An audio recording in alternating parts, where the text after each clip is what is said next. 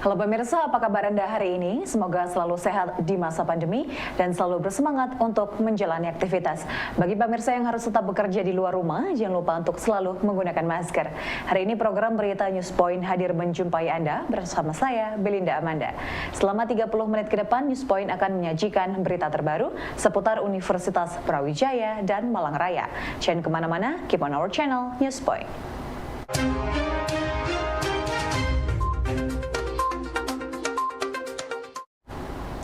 Pemirsa, Rektor UB Profesor Nufil Hanani mengaku senang dengan visi dan program dari 6 bakal calon Rektor UB yang memprioritaskan kampus bereputasi unggul secara internasional.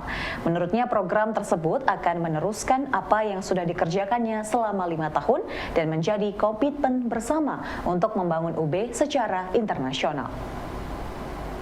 Wah, bagus, meriah, kita bisa tahu visi misi program kerja dari calon-calon semuanya. Hampir sama semua ya.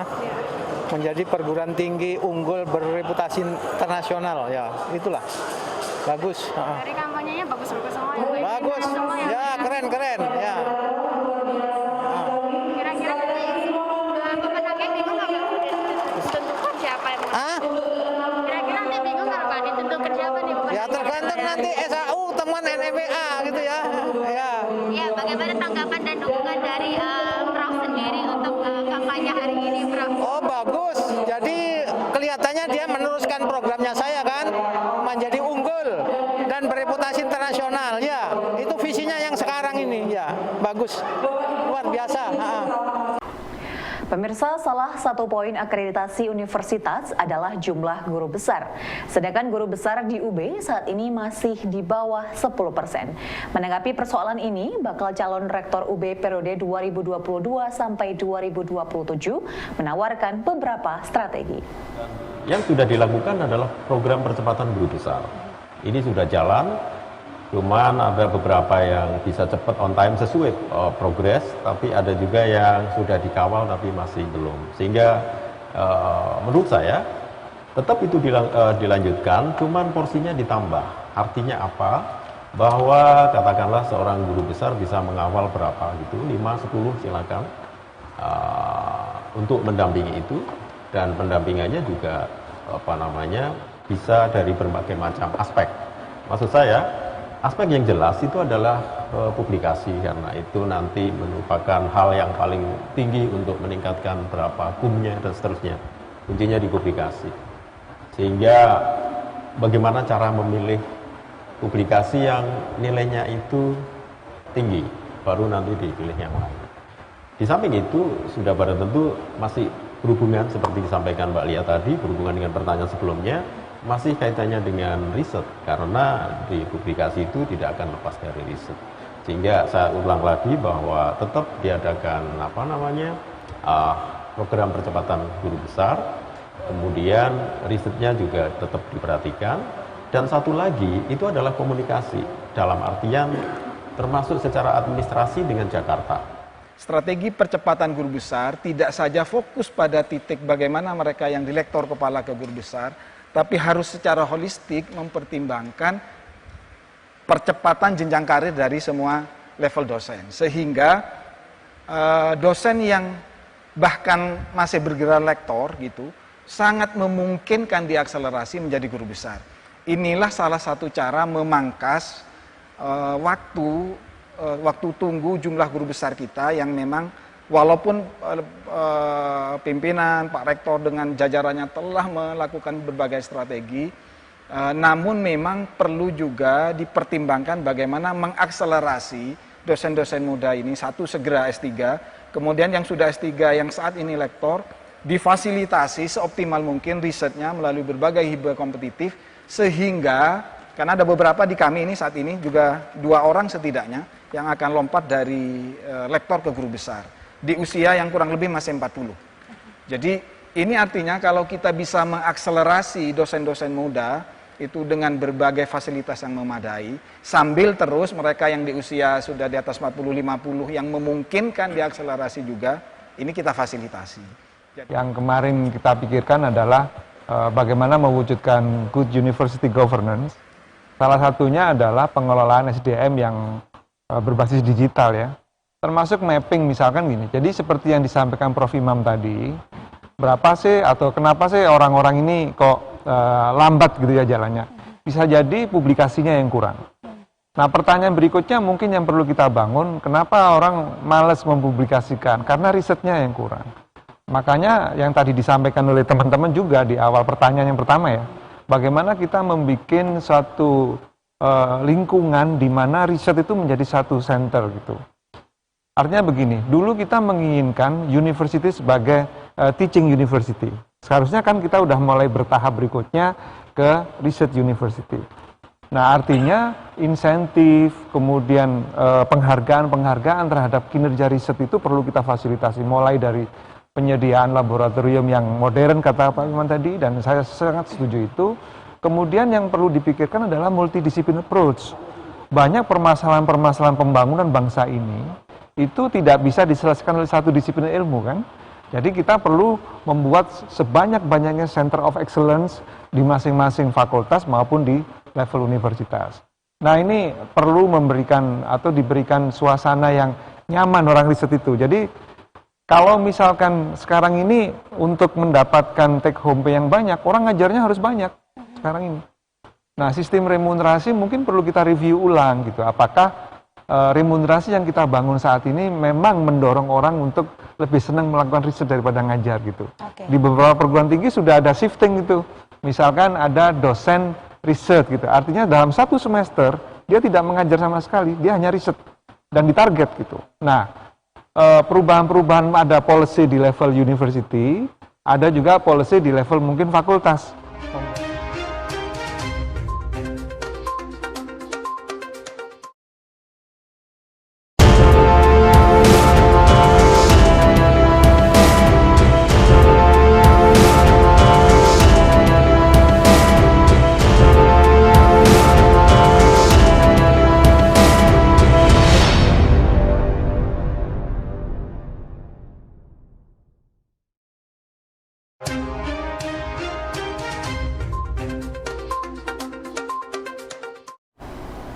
Pemirsa, status UB sebagai perguruan tinggi negeri berbadan hukum berdampak pada perubahan tata kelola organisasi dan berbagai aspek di universitas.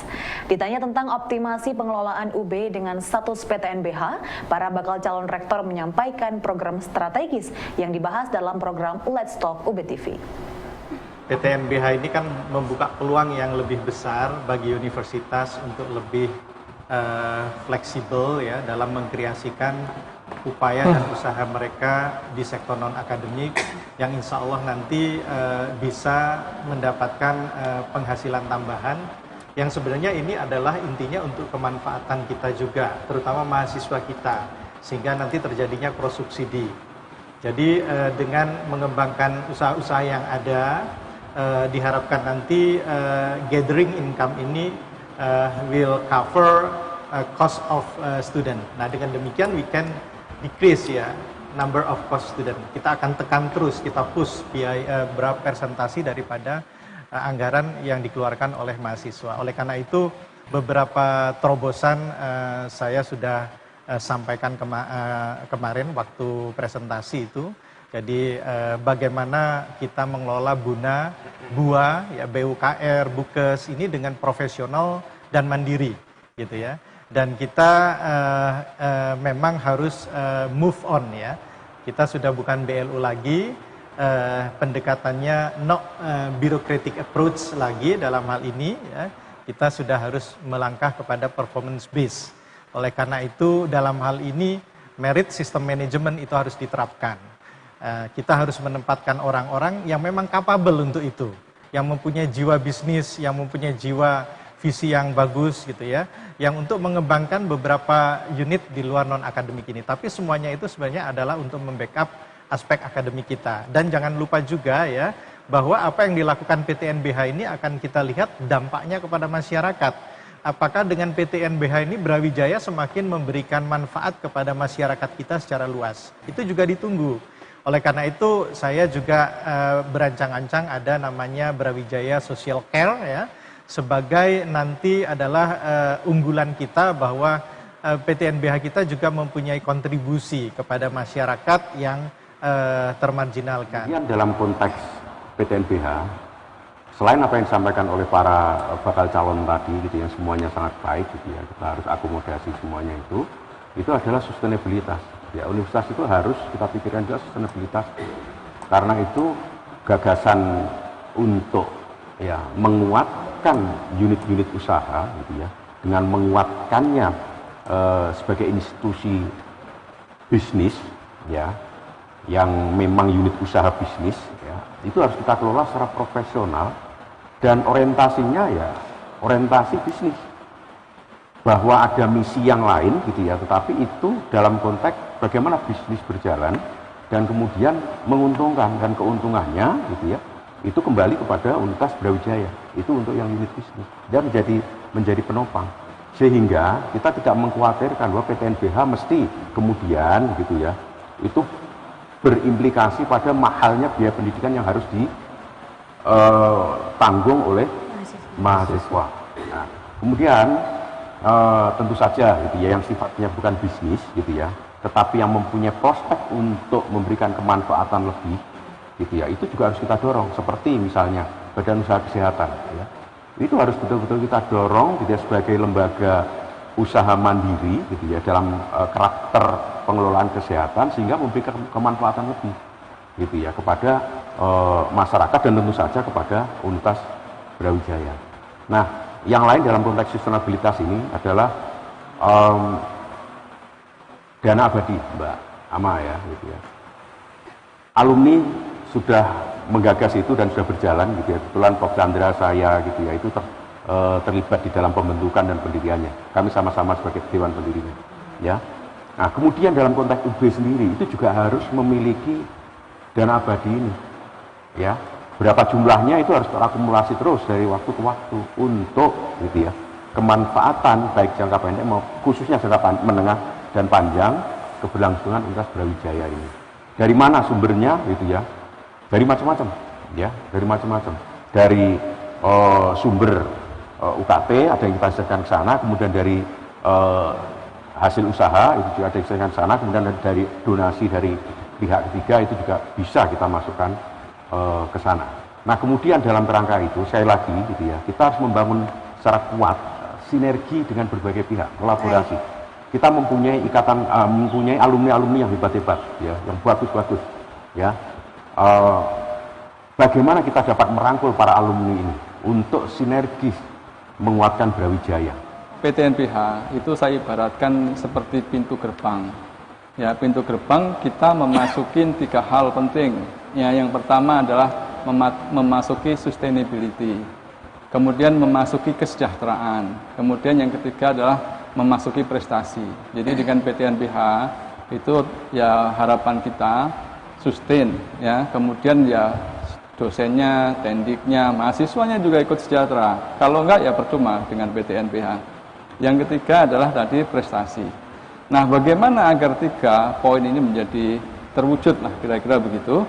Ada pendekatan yang paling penting adalah bahwa perguruan tinggi itu harus menempatkan posisinya yang relevan atau relevansi dari perguruan tinggi ini menjadi penting. Bahwa perguruan tinggi itu harus relevan dengan kebutuhan masyarakat, sehingga kita dorong bahwa proses pendidikan di UB itu nanti harus memiliki relevansi yang sangat penting dengan dunia usaha, dengan dunia industri, sehingga kita bisa menggeser itu pendidikan-pendidikan yang konvensional dari ruang kelas ya menjadi pendidikan-pendidikan yang ada di teaching laboratory ya, kemudian teaching factory, ya, teaching farm, teaching hospital, sehingga mahasiswa itu akan involve langsung pada masyarakat, memahami kebutuhan masyarakat, sehingga mahasiswa otomatis memiliki kapasiti yang diperlukan dan memahami keperluan yang ada di masyarakat, sehingga kita itu tekankan bahwa alumni kita ya itu paling tidak harus memiliki karakter yang tangguh.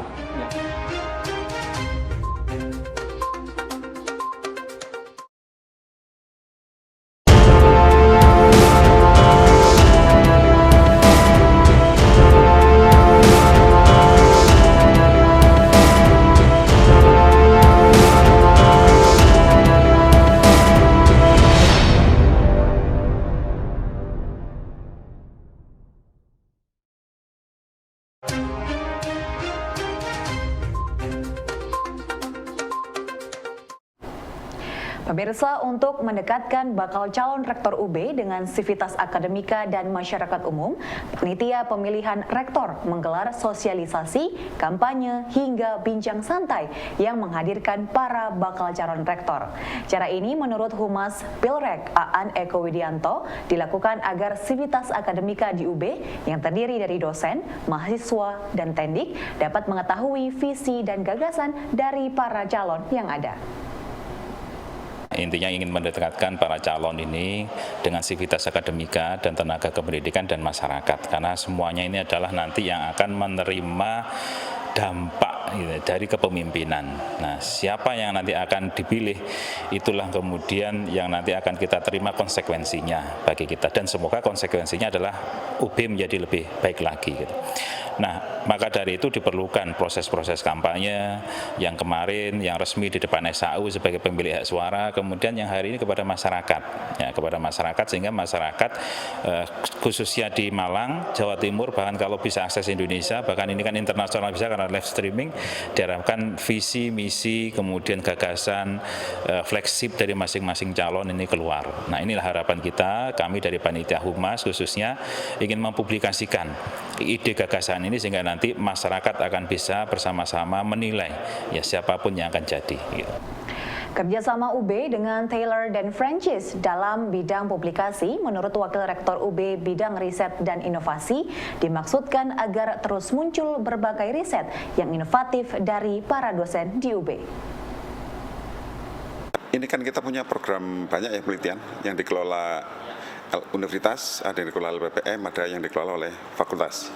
Yang dikelola universitas itu misalkan hibah profesor, hibah guru besar, hibah doktor, lektor kepala, dan non lektor kepala. Kemudian yang di LPPM itu ada penelitian pengabdian masyarakat juga, itu ada 4 skim kalau tidak salah yang penelitiannya, dan ada 1 skim dokter mengabdi. Kemudian fakultas jenisnya macam-macam itu. Lah itu biasanya jadi masalah kan kalau mau publikasi internasional, yaitu mereka punya banyak kesulitan lah untuk bisa disubmit sampai ke publish ya. Ini dengan kerjasama ini ya mudah-mudahan nanti banyak kemudahan-kemudahan yang bisa didapatkan.